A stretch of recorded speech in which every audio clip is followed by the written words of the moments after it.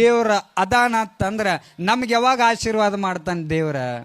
ನಾವು ಪ್ರಶ್ನೆ ಮಾಡ್ಕೊಳ್ಬೇಕಲ್ಲ, ಯಾವಾಗ ಆಶೀರ್ವಾದ ಮಾಡ್ತಾನ?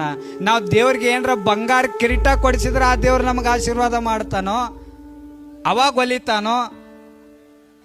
ನಾವು ಅವಂಗ ₹1,00,000 ದೇಣಿಗೆ ಬರ್ಸಿದ್ರ ಆ ದೇವ್ರು ನಮ್ಗೆ ಅವಾಗ ಒಲಿತಾನೋ? ಯಾವಾಗ ಒಲಿತಾನ ದೇವ್ರ? 24 ತಾಸು ಪೂಜೆ ಮಾಡಿದ್ರ ಆ ದೇವ್ರು ಒಲಿತಾನೋ ಇಲ್ಲೋ ಗೊತ್ತಿಲ್ಲ. ಬಂಗಾರದ ಕಿರೀಟ ತೊಡಿಸಿದ್ರ ಆ ದೇವ್ರು ನಮ್ಗೆಲ್ಲ ಒಲಿತಾನೋ ಇಲ್ಲೋ ಗೊತ್ತಿಲ್ಲ. ಆದ್ರ ಆ ದೇವ್ರು ನಮ್ಗೆಲ್ಲ ಯಾವಾಗ ಒಲಿತಾನ ಅಂತಂದ್ರ ಇವೆರಡು ಕೆಲಸ ಮಾಡೋದು ಬಿಡ್ಬೇಕು, ಅವಾಗ ನಮ್ಗೆ ಒಲಿತಾನ. ಆ 2 ಕೆಲಸ ಯಾವತ್ತಂದ್ರ ಇನ್ನೊಬ್ಬರ ಮನೆ ಮುರಿಲಾರ್ದಂಗ, ಇನ್ನೊಬ್ಬರ ಮನಸ್ಸಿಗೆ ನೋವಾಗ್ಲಾರ್ದಂಗ ಯಾವ ವ್ಯಕ್ತಿ ಬದುಕ್ತಾನಲ್ಲ ಅವಾಗ ಶಿವಯೋಗಿ ನಮ್ಗೆಲ್ಲ ಒಲಿತಾನ ಅಂತಕ್ಕಂಥದ್ದು ಅರ್ಥ ಮಾಡ್ಕೊ.